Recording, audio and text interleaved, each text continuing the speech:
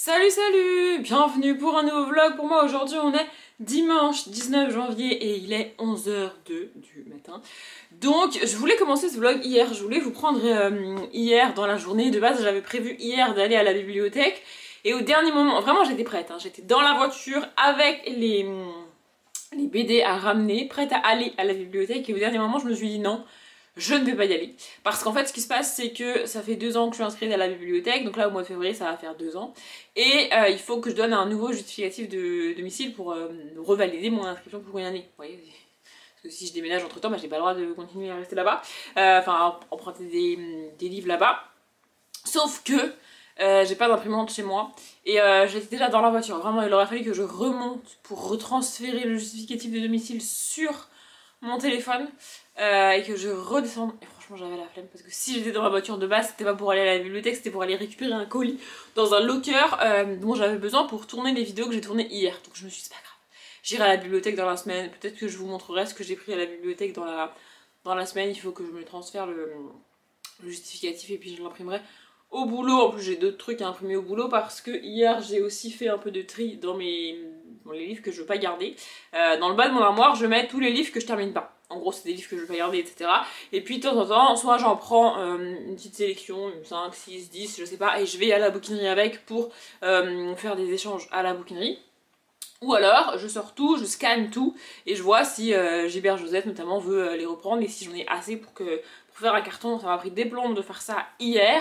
Donc j'ai fait ça sur Gibert, mais sur Gibert il reprenait pas assez de livres. Enfin il y a un minimum de montant à atteindre et j'ai pas atteint ce minimum avec les livres que j'avais, donc j'ai dû tout annuler, etc. Ensuite franchement je me suis dit c'est pas grave, vas-y je vais faire mon mox. J'avais déjà fait mon mox et j'avais déjà dit que c'était de la merde, mais je me suis dit vas-y c'est pas grave, je vais le faire. Donc je le fais, je scanne, je suis trop contente qu'il reprend plein de bouquins et au moment de valider je me rends compte que ouais il reprend plein de bouquins, mais il reprend 33 bouquins pour 11 €. Alors je veux bien être la dernière des pigeonnes, mais 33 bouquins pour 11 €, même en faisant des échanges à la bouquinerie, même en les vendant à la bouquinerie, parce que c'est pas très cher à la bouquinerie non plus, même en les amenant et en les vendant à la bouquinerie, je gagnerais plus. Et en plus, ce qui me rend vraiment ouf avec Momox, c'est que à la limite s'il fait ça et que quand t'achètes les livres c'est pas cher, ça me va. Vraiment je suis énervée contre Momox. Mais sur Momox c'est plus cher, les livres d'occasion sont plus chers que sur Gibert. Alors qu'ils les reprennent genre 15 centimes. Ils reprennent chaque livre, peu importe lequel c'est, 15 centimes. Il y a qu'un ou deux livres qui m'a repris à 1 € et quelques, mais franchement sinon c'est 15 centimes ou 17 centimes qui reprend le bouquin. Alors que sur Gibert, il y en a qui reprend à 15 centimes évidemment, mais la plupart il les reprend à plus d'1 € quoi. Sur Gibert j'avais genre, je sais pas, 12 livres pour 9 € tu vois. Enfin bref.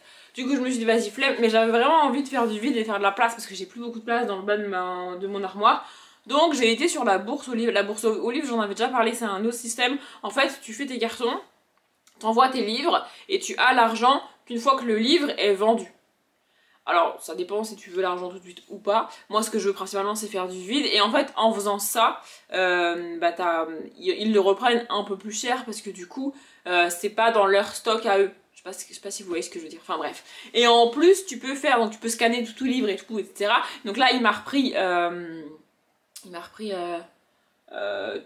livres pour 28 €. On n'est pas du tout au même ratio que pour Momox, on est d'accord. Et en plus, sur cette même vente, tu peux faire plusieurs cartons. Tu peux faire jusqu'à 4 cartons sur une seule vente. Donc tu scannes tout en une fois. Et après, tu lui dis, bah j'ai besoin de 3 cartons pour t'envoyer tout ça. Et lui, il donne 3 étiquettes. Tu fais 3 petits cartons, tu les envoies. Voilà, là, je vous dis ça parce que moi, j'ai besoin de 3 cartons. Et tu peux aller jusqu'à 4 cartons sur une seule truc. Alors que pour Gibert, bah c'est un carton en fait. Donc si t'as pas de carton assez grand ou qui va pour tes livres, bah t'es dans la merde quoi. Enfin bref. Du coup j'ai fait ça hier. Il faut aussi aujourd'hui que je m'occupe de mes carnets. Et si je vous prends aujourd'hui c'est pas du tout, enfin si je vous prends maintenant c'est pas du tout pour vous raconter ma journée d'hier, sinon je vous aurais appris hier. Mais en faisant tout ça, j'ai regardé un film. Parce qu'en fait, on arrive doucement mais sûrement à la fin du mois de janvier. Ah bah d'ailleurs il est là, parfait. Je savais pas où il était. Et je voulais faire un point avec vous sur les séries et les films que j'ai mis dans le Cool Winter et ce qu'il me reste à regarder. En sachant que j'ai regardé des films qui ne sont pas dans la liste. Et je pense que je vais essayer de voir si je peux pas changer, remplacer ceux que j'avais mis par ceux que j'ai vus au final. Oui, parce que ceux que j'ai vus, il y en a qui sont pas dans la liste. Et du coup, il y en a qui sont dans la liste et que j'aurai pas le temps de lire. Donc je vais faire mon petit micmac. Donc bref, la première série que j'ai mise c'est How I Met Your Father, je ne l'ai pas encore regardée, mais j'ai bon espoir de la regarder peut-être le week-end prochain, un truc comme ça, donc ça je vais la laisser. Dans la deuxième catégorie j'ai mis un film et c'est Casse-Noisette et les 4 Royaumes, et c'est le film que j'ai regardé hier. Honnêtement je m'attendais à rien, je savais qu'il y avait un casting quand même assez important sur ce film. On est sur un film avec Morgan Freeman, avec Keira Knightley. C'est quand même des noms d'acteurs et d'actrices très connus. Alors l'actrice principale, je la connaissais pas personnellement. Enfin, je l'avais jamais vue et je connais pas son nom. D'ailleurs, je vais le chercher tout de suite. Ça évitera à la Audrey du montage de le chercher pendant que je vous parle. Donc en fait, on n'est pas sur un petit film d'animation avec des acteurs sortis de nulle part. Il y a quand même des grands acteurs qui ont accepté ce projet, ce qui en soi valide un peu le projet parce que à ce stade-là, on parle d'acteurs à qui on propose tellement de choses, d'acteurs et d'actrices d'ailleurs, à qui on propose tellement de choses, tellement de films, que c'est eux qui choisissent les projets qu'ils ont envie de faire. Donc s'ils ont pris la peine de choisir précisément ce projet-là, bah, c'est que ça les intéressait. Vous voyez ce que je veux dire? Donc en soi, c'est pour ça que les grands noms d'acteurs et d'actrices, ça a tendance à valider la valeur d'un film parce que bah, eux, ils l'ont choisi, vous voyez. Et on leur fait confiance parce qu'on les aime bien, en général, les acteurs et les actrices qui sont connus, vous voyez. Enfin bon, bref. Donc, j'ai lancé ça, je voulais pas lancer ça, enfin, je voulais pas faire que regarder le film, donc c'est pour ça que j'ai fait d'autres trucs en même temps. J'ai aussi fait du rangement, je me suis occupée de mon linge, etc. Enfin bref, le film dure 1h40 et franchement, j'ai pas vu le temps passer. En fait, quand le film s'est fini, j'avais encore d'autres trucs à faire, j'étais un peu en mode, bah mince, j'ai pas fait tout ce que je voulais faire. Non pas que je me suis arrêtée, alors si ça m'est arrivé hein, de quand même m'arrêter pour regarder les images, écouter certaines scènes, certains dialogues, mais ouais, je sais pas, franchement, au final, j'ai bien aimé. Donc, l'histoire de Casse-Noisette et les 4 Royaumes, c'est l'histoire de Clara. Attendez, je vais vous donner le nom de l'actrice avant, sinon je vais oublier. Voilà, Mackenzie Foy, c'est l'actrice principale. Donc il y a aussi Keira Knightley et Hélène Mirren, Morgan Freeman, enfin bref. Voilà. Donc l'histoire de Clara, de Casse-Noisette et les 4 Royaumes. Alors c'est une histoire assez connue, enfin c'est Casse-Noisette, enfin je veux dire à un moment donné, voilà. Donc c'est Clara qui, le 24 décembre, va à un bal avec son père et son frère et sa soeur, sa grande sœur et son petit frère. Et voilà, ils vont à ce bal, elle a pas vraiment envie d'y aller. En fait, c'est Noël, mais sa mère est décédée, et donc du coup, c'est un peu triste. Elle comprend pas le comportement de son père, etc. Enfin, elle est en même temps dans cette période de l'adolescence où, quoi qu'il arrive, tes parents c'est des cons pour toi. Donc voilà. Mais bon, ils vont à ce bal, etc., etc. Et juste avant de partir, son père lui donne un cadeau que sa mère lui a laissé. Voilà. Donc c'est une espèce de petite boîte, mais elle a pas la clé. Donc en fait elle cherche la clé pour ouvrir cette boîte que sa mère lui a laissée. Elle trouve bizarre que sa mère lui laisse une boîte verrouillée sans la clé. Et en cherchant cette clé, elle va découvrir les royaumes, que sont donc les 4 royaumes. Voilà, et on va apprendre plus sur sa mère, qui elle était, ce qu'elle a fait, etc. Et essayer de poursuivre ce que faisait sa mère et d'aider les gens que sa mère a abandonnés sans vraiment le faire exprès quand elle est décédée du coup. Voilà, et c'est ça qu'on suit. Il y a toute une notion de qui est méchant, qui est gentil, etc. J'ai bien aimé, franchement j'ai trouvé ça très chouette, c'est vraiment très, très cool. Les images sont vraiment très belles, il y a des images de synthèse pardon, dans ce film, et franchement j'ai trouvé ça bien fait, j'ai bien aimé. Honnêtement, si je l'ai regardé en faisant des trucs, c'est parce que je m'attendais à un film pas ouf, hein. Vraiment je m'attendais pas à un truc de dingue, et franchement j'ai été agréablement surprise. Voilà, c'est peut-être pas le film de l'année, c'est pas le film du siècle, il date de 2018 du coup j'ai vu, mais franchement c'est sympa. Voilà, moi je suis pas particulièrement fan de Noël et de tous ces trucs là, mais là j'ai bien aimé. Je crois que je l'avais déjà mis dans ma liste l'année dernière, et je ne l'avais pas regardé, et bien cette année je l'ai regardé. Donc, je reviens à ma petite liste du Cold Winter. La série que j'avais mis ensuite, c'est Maid. Alors, je vais considérer que je l'ai regardée. En fait, on l'a regardé, on a avancé dedans. On n'a pas fini la série, parce que c'est une mini-série, donc il y a une saison et puis c'est fini. On n'a pas fini, parce que franchement, ça nous a un peu saoulé. Je sais pas si on va la reprendre et la terminer ou pas. J'en sais rien. Là, on a commencé Atypical, comme je vous disais dans une autre, dans le dernier vlog. Donc, je sais pas si on va la reprendre, mais dans tous les cas, on l'a assez avancé pour que je considère que bah, qu'on l'a vu. Le film suivant, c'est dans la catégorie suivante, c'est un petit truc en plus que j'avais mis. Celui-là, on l'a vu tout début du mois de décembre, donc on est bon. La série dans la catégorie suivante, c'est Brooklyn Nine-Nine, que j'ai aussi repris hier, parce que du coup, comme le film s'est terminé et que j'avais pas fini tout ce que j'étais en train de faire, et bah je me suis dit, je vais regarder Brooklyn Nine-Nine, parce que c'est des épisodes de 20 minutes, c'est une sitcom assez à l'ancienne, hein, elle est finie depuis un moment, et moi j'avais jamais regardé la dernière saison. J'ai regardé 3 épisodes hier, je crois. Donc j'ai pas mal avancé déjà.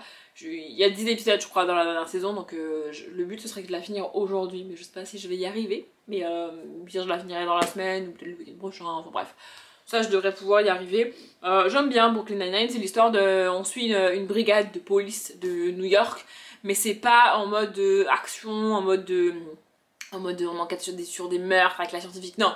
C'est en mode vraiment petit commissariat de quartier où il y a des petits malfaiteurs. Vous voyez, ils traitent les vols à l'étalage. Alors je dis pas que c'est pas grave de voler des trucs, mais on n'est pas sur des meurtres, on n'est pas sur des braquages de banques à main armée, etc. On n'est pas sur des tortures, on n'est pas sur des tueurs en série. Vous voyez, on est sur une petite sitcom policière.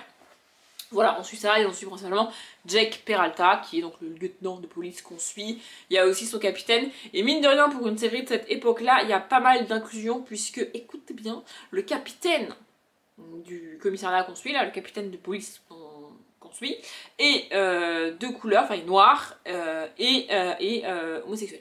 Marié à un homme. Vraiment, on est associé, genre il est assumé, genre il est pas, il a fait son coming out, tu vois, on n'est pas en mode je suis policier, je le dis pas, non, le gars est capitaine de police, et c'est ok pour tout le monde dans la série, il n'y a pas de problème, vous voyez. Donc, je sais pas de quand elle date, mais pour la date de la première saison, c'est pas mal en termes d'inclusion, enfin franchement, je pense qu'on n'est pas loin du maximum de l'inclusion pour... les séries de cette époque-là, attendez, je vais vous dire quand est-ce qu'elle a été créée. 2013. Voilà, elle est diffusée depuis septembre 2013. Donc, bon, elle a 12 ans, la série, quasiment. Donc voilà, bref, du coup, je vais avancer là-dessus. Le film que j'ai mis dans la catégorie suivante, c'est L'étrange Noël de Monsieur Jack. Je l'ai vu. Oh putain, je savais. C'est pour ça que je refais la série la liste avec vous, parce que je savais que j'allais avoir oublié un truc. Et j'avais dit que cette série, je la regarderais, et je ne l'ai pas regardée, et je pense pas que je vais pouvoir la regarder. Bref, la série que j'ai mis dans la catégorie suivante, c'est Un jour. Je l'avais mis dans le pumpkin et je l'ai pas regardé. Je l'ai mis là pour la regarder, je l'ai toujours pas regardé, je sais pas quand est-ce que j'aurai le temps. Parce que ça, je veux pas la regarder en faisant mon linge, mes trucs et tout. Je veux vraiment me poser et regarder la série. Peut-être que on... Je sais pas. Je ne sais pas. Bref. Là, le film suivant, c'est Encanto. Donc ça, on l'a vu, on est bon. La série suivante dans la catégorie d'après, c'est Home for Christmas. Le film dans la série... n'importe quoi. Le film dans la catégorie juste en dessous, c'est Harry Potter à l'école des sorciers. Celui-là, j'aimerais bien qu'on le regarde ce soir. Mais comme j'ai dit, c'est un film qui fait plus de 2 heures quand même. C'est un peu galère à caser. Mais bref, dans la catégorie suivante, c'était une série que j'avais mis. C'était Black Dove qu'on a vu. Et c'est ça, dans les catégories suivantes, c'est 3 films. Ah ouais? Je me suis chiée là. J'ai mis une série et 3 films dans cette... C'est bizarre, normalement je mettais 2 et 2, mais là je me suis chiée, parce que j'ai mis une série et 3 films. Bon bref. J'ai mis Jamais froid aux yeux et Le cercle des neiges, et je pense que c'est ces deux-là que je vais essayer de remplacer par Ad Vitam et Braquage à l'ancienne. Je me dis pourquoi pas. Ah, bah non, c'est pas possible. Parce que titre contenant un mot hivernal, ça matche pas. Nature writing, littérature de voyage, grand espace, nature. Bon, et bah je peux pas remplacer. Écoutez, c'est pas très grave, au pire ça fera des films que j'ai pas vus. Je voulais voir si je pouvais caser Ad Vitam et Braquage à l'ancienne, mais je ne peux pas. Je ne peux pas, puisque nature writing, littérature, de voyage, grands espaces, nature, je vois pas comment je peux caser Ad Vitam ou même en trichant là-dedans. Donc voilà. D'ailleurs, il faut que je coche parce que les livres, je les ai quasiment tous lus. Normalement il me manque que le temps des avants et je serai bon puisque Ouais, c'est ça, il me manque que le tour des avants, puisque d'ailleurs je l'ai pris avec moi, je vais vous montrer. Puisque Jane Austen, là, il me reste une 60aine de pages à lire, donc bah, je vais le finir ce matin. Et puis je vous reprendrai pour vous en parler quand je l'aurai fini. Mon goal, c'est de le finir avant de manger ce midi. Voilà, c'est mon seul but de la matinée. Rester posé sur mon canapé et lire, parce que hier j'ai fait plein de trucs, franchement j'en peux plus. Hier j'ai tourné 5 ou 6 vidéos, je crois, je sais plus. De base, je voulais le faire à moitié sur hier, à moitié sur aujourd'hui. Mais finalement, j'étais lancée, en plus j'ai bien fait parce qu'il y avait du soleil hier, donc c'était lumineux. Aujourd'hui c'est un peu moins lumineux dans mon appart. Puis j'étais lancée, donc j'ai tout filmé hier. Et après j'ai regardé le film et j'ai fait mes trucs et bah du coup la journée est passée quand même vite parce qu'entre temps du coup je suis allée récupérer mon colis, je suis allée à Piquer et tout machin, enfin bref. Donc là, je vais me poser et finir mon bouquin. Il est quelque chose comme 13h30, j'ai pas pris mon téléphone mais je pense que l'heure exacte n'est pas ultra nécessaire et j'ai fini avant de manger tout à l'heure.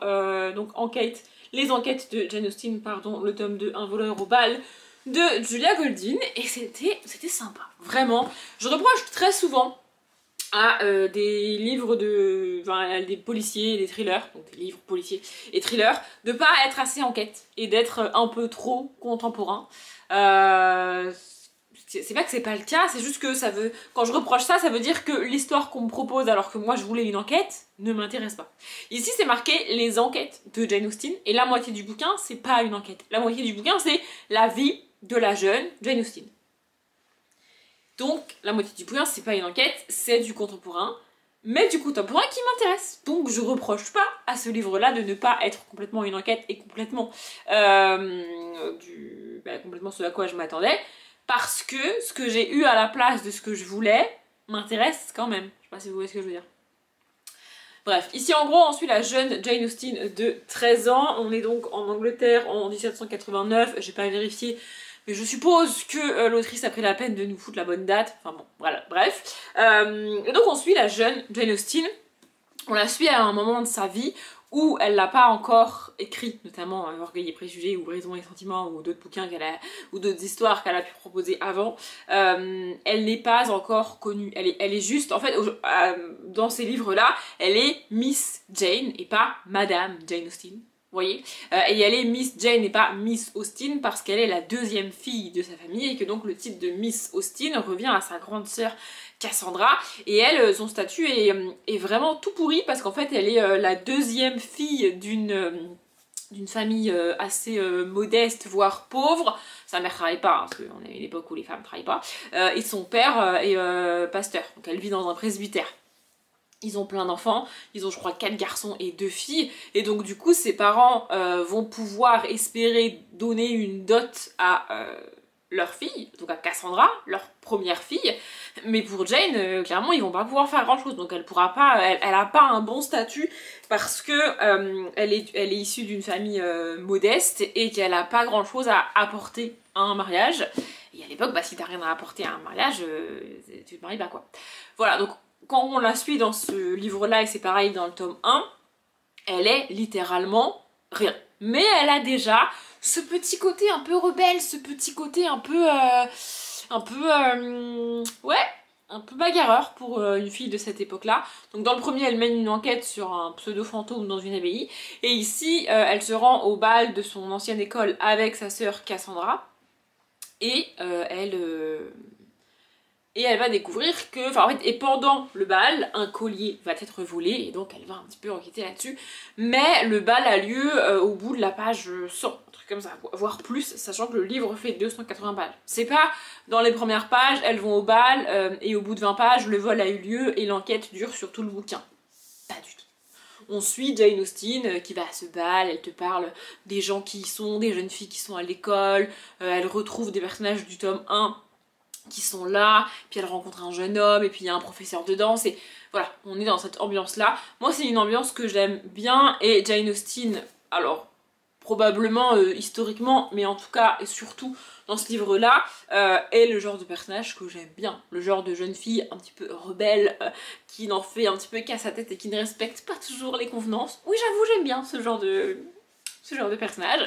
Donc j'aime bien la suivre, et puis si l'enquête met un peu de temps à démarrer, et si l'enquête n'est finalement...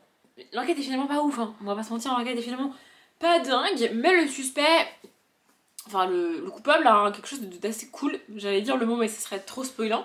Ouais, le coupable du vol est assez fun, franchement j'ai bien aimé, j'ai passé un bon moment, je l'ai lu en une semaine tout pile, j'aurais pu le lire plus vite si vraiment j'avais voulu, mais en parallèle j'ai lu le livre que je vais vous montrer, il est là, et j'ai aussi lu des BD, donc voilà, mais je suis contente de l'avoir fini en tout cas. Et du coup dans la semaine j'ai aussi avancé sur Psy Changeling, je vais vous le résumer maintenant, comme ça je suis sûre de l'avoir fait au début du vlog. En gros ici on est dans une bitlit, alors c'est un livre qui date, hein, je ne sais pas de quand il date précisément, pardon il a voulu s'échapper. Voilà, la version que j'ai entre les mains date de 2007 a priori, 2011. Mais le livre a été ancré en 2006 et l'extrait qu'on a après donc du tome 2 en 2007 et moi l'édition que j'ai date de 2011. Donc ça date de l'époque, en fait ça date je pense de l'âge d'or de la bitlit, hein. On a eu un âge d'or de la bitlit, en ce moment on est dans l'âge d'or de la romantécie par exemple, vous voyez. Bref, moi j'aime bien la bitlit. La bitlit c'est très vaste comme littérature. De base c'est tout ce qui va être littérature de vampires, et puis ça s'est un petit peu élargi aux métamorphes, aux loups-garous, etc., etc., etc. Ici on n'a pas de vampires pour vous donner un ordre d'idée, mais c'est quand même considéré comme de la bitlit. Et il y a une part de romance et une part de romance érotique, avec des scènes érotiques dans la bitlit, c'est comme ça. En gros ici on va suivre deux mondes différents, d'un côté les psys et de l'autre côté les changelings. Psy Changeling, le tome 1, Esclave d'essence de Nalini Singh, je précise quand même le nom de l'autrice. Voilà, donc d'un côté on a les psys, qui sont un peuple extrêmement cérébral. Ils ont éradiqué toute forme d'émotion depuis des années et des années et des années. Et en gros, leur idéologie, c'est que s'il n'y a plus d'émotion, il n'y a plus de problème humain parce que tout est géré par la logique pure. Et donc, il n'y a forcément plus aucun problème. D'autant que tout le monde a la même logique dans leur monde à eux. Voilà. Et de l'autre côté, on a les changelings, donc on suit principalement une troupe de léopards, donc de métamorphes léopards, il y a aussi des loups, qui eux, à l'inverse, sont organisés en meute, avec un chef de meute, avec des lieutenants, etc., etc., des louveteaux, des mères, il y a une guérisseuse, enfin, voilà, et qui sont majoritairement, qui fonctionnent majoritairement avec leur instinct humain et animal, et donc basé sur leurs émotions, justement. Il y a aussi des humains dans ce monde-là, c'est le propre de la bitlit, hein. Tout cela se passe dans un univers humain, avec des villes qu'on connaît par exemple, etc. Mais là, on voit pas les humains, y a pas on suit pas les humains. Et donc en gros, une psy qui s'appelle Sacha et un changeling qui s'appelle Lucas vont entrer en relation professionnelle, évidemment. Bon, ça va dégénérer, on s'en doute, c'est de la bitlit. Mais bref, professionnelle parce que les psys veulent construire des bâtiments pour les louer à des changelings. Donc ils ont besoin de communiquer avec les changelings pour savoir quel type d'habitation il faut faire pour que les changelings acceptent de venir et vivre. Vous voyez? Et donc voilà, il y a ça qui se met en place. Au début c'est un peu flou, mais on va rapidement comprendre que si les psys veulent vraiment, veulent construire le bâtiment et veulent développer financièrement leur truc avec leur logique de proliférer, j'allais dire, pas du tout, mais d'avoir de l'argent quoi. Les changelings, eux, ce qui les intéresse dans cette affaire avec les psys, c'est d'enquêter parce que depuis quelques temps, il y a des femmes changelings qui disparaissent pendant des jours, puis qui réapparaissent mortes et massacrées. Elles ont été torturées pendant tout le temps de leur disparition, et a priori, ce serait un psy qui est à l'origine de ces meurtres. Sauf qu'évidemment, les psys sont extrêmement dangereux, et si on les accuse ouvertement, vu qu'ils n'ont plus aucune émotion, ils vont juste massacrer tout le monde, et puis problème réglé. Voyez, donc les changelings veulent essayer d'enquêter un petit peu discrètement là-dessus et avoir un accès au psy par Sacha, donc c'est pratique pour eux. C'est pour ça qu'ils sont eux sont d'accord pour faire cette affaire avec les psys. Et donc c'est ça qu'on va suivre Lucas et Sacha. Voilà, franchement j'aime bien, ça fait un moment que je l'ai commencé puisque je l'ai commencé fin novembre et puis je l'ai mis en pause tout le mois de décembre et puis là je l'ai repris dans le courant de la semaine, dans le courant de la semaine qui vient de passer pour voir, on est dimanche donc voilà. Et j'ai avancé et je me suis dit que j'allais avancer, en fait ça c'est le livre que j'emmène au boulot. Que je lis un petit peu le matin si j'arrive trop en avance ou à mes pauses ou à la pause déjeuner principalement et je veux absolument avoir fini ce livre là fin janvier pour pouvoir attaquer dès le 1er février, c'est impératif, ma palle de février. Donc je me suis dit que j'allais un petit peu avancer dedans ce week-end chez moi pour être sûre de pouvoir le terminer le 31 janvier parce qu'en plus il me reste aussi le livre de Charles Aznavour à lire. Peut-être que je le commencerai là dans l'après-midi ou ce soir si j'ai le temps. Mais voilà, en gros le goal c'était d'atteindre la page 300 de ce livre là sur le week-end et là je suis à la page 289. Donc ça devrait le faire normalement parce qu'il fait 400... Alors, il fait 412 pages. Donc comme ça il me reste une centaine de pages à lire en 10 jours. Puisque je le lirai que sur les jours où je travaille. Donc il me reste 10 jours de travail au mois de janvier. Voilà, du coup normalement ça devrait pouvoir le faire et je pourrais commencer le Aznavour et avancer le Aznavour chez moi globalement à partir de maintenant, donc c'est cool. Voilà, bref, là je vais aller m'occuper de mes carnets parce que je ne l'ai pas fait par rapport aux livres lus, aux BD lus, etc., etc. Il faut que je le fasse et je l'ai fait par rapport aux achats parce que j'ai notamment tourné un book haul ce week-end et la palle du mois de février donc mais je l'ai pas fait par rapport aux lectures parce que j'avais la flemme. Voilà, donc là il faut que je le fasse et puis après il faudra que je m'occupe de mon appartement parce que j'ai beau avoir un petit peu rangé hier, ça reste un petit peu le bordel là et ouais ça reste un petit peu le bordel donc il faut que je range et je vais faire tout ça en regardant N'oubliez pas les paroles. J'adore N'oubliez pas les paroles, vraiment. Bref, je sais pas si je vous reprendrai aujourd'hui mais au pire je vous reprendrai dans la semaine. On est jeudi combien? Jeudi 23 je crois. C'est ça, jeudi 23 janvier et il est 7h15, il faut que je me dépêche parce que il y a des travaux sur le foutu pont d'Aquitaine et du coup ça risque d'être le bordel sur la route ce matin. Mais je me suis dit que j'allais quand même vous prendre ce matin pour clôturer le vlog ce matin, comme ça je pourrais le monter. D'abord, je suis allée à la bibliothèque hier pour ramener des graphiques que j'avais lus. Et j'ai pris les tomes 2 et 3 normalement, c'est ça. Le tome 2, donc de Les mystérieux mystères insolubles, ça c'est le titre de la saga écrite par Grégoire Coquejean et Julie Ricosset. Et donc j'ai pris le tome 1, la dernière fois que je suis allée à la bibliothèque, enfin la fois d'avant. J'ai toujours pas lu, mais là en fait dans les bacs il y avait rien du tout. Et je sais pas pourquoi ça m'embêtait de repartir sans rien. Du coup j'ai pris ça. Donc le tome 2 à la poursuite de la gigantesque lamproie géante. Voilà. Et le tome 3, la malédiction de quoi? La malédiction du maléfice maudit. Voilà, je me suis dit, comme ça me permettra de lire les 3 premiers tomes et de vous en parler en update si jamais. Et puis si ça me plaît pas, et bah tant pis. De toute façon, c'était ça ou rien. Sinon, en termes de lecture, j'ai avancé et j'ai même terminé le Nalini Singh, donc Psy Changeling, le tome 1, Esclave des stances, c'était vraiment très chouette. Et je me suis fait la réflexion, pour de la bitlit qui date de l'époque de l'âge d'or de la bitlit, il n'y a pas beaucoup de scènes de sexe. Il y en a au tout début, mais comment dire, c'est léger en termes de détails et d'événements qui se passent d'ailleurs. Et ensuite, il y en a, en fait, il y a des bitlits où c'est beaucoup plus détaillé, où c'est beaucoup plus... tu sais beaucoup plus de ce qui se passe à ces moments-là, vous voyez. Là, tu sais que ça arrive, mais t'as pas non plus des détails de ouf, tu vois. Enfin, genre, c'est pas le cœur de l'histoire et il y a beaucoup de choses qui se passent, il y a beaucoup de révélations. J'ai même l'impression que de base, c'était plus long et que l'autrice a dû couper des choses dans son histoire. Parce qu'il y a des moments où il y a des phrases qui font enfin, qui sont censées faire référence à des trucs qu'on t'a déjà dit, sauf qu'en fait, on te les a jamais dit, vous voyez. Donc je pense que ça a été coupé. Et puis c'est pas...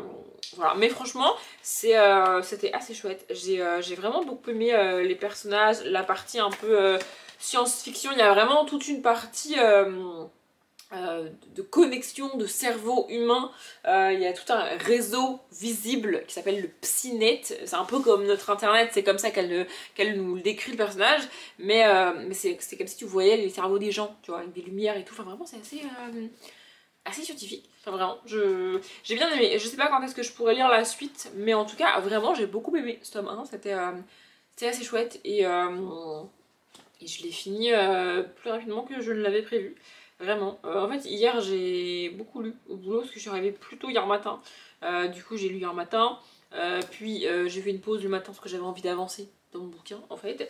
Le midi, j'ai lu. Et dans l'après-midi, j'ai refait une pause pour lire. Alors, c'est pas interdit de faire des pauses, tu vois, mais en général, je fais pas de pause. Je fais plus de pause maintenant. Mais là, j'avais envie. En fait, il me restait genre moins de 10 pages à lire pour finir mon bouquin. Donc, j'ai fait une pause pour finir mon bouquin et je suis contente. Vraiment, c'était vraiment bien. Et c'est pas une BD dont j'ai beaucoup entendu parler, donc si jamais je vous la conseille. Voilà. Et du coup, je suis en train de lire mon dernier livre de ma palle du Cold Winter, qui est donc Le temps des avants de Charles Aznavour. Voilà, vraiment j'aime bien. J'avais peur parce qu'on est sur un livre des éditions Flammarion, on est sur un très très haut grand format. Et du coup, j'ai du mal avec les grands formats comme ça. J'ai du mal avec les pages où je mets un temps infini à arriver en bas de la page. Vous voyez, je sais pas si vous voyez ce que je veux dire. Mais ça a tendance à m'oppresser de lire des grands formats. Et je m'attendais un peu à des chapitres qui font 20 pages. Tu vois. Et en fait, c'est pas le cas. Vraiment, c'est pas le cas. Les chapitres font 3-4 pages pour la plupart. Il y en a certains qui sont un petit peu plus longs, il y en a certains qui font 2 pages. Genre là, je viens de lire le chapitre sur la naissance de sa première fille.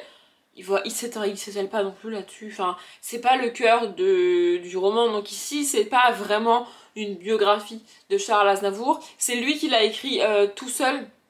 Et donc en fait, c'est vraiment ce que lui a accepté d'écrire.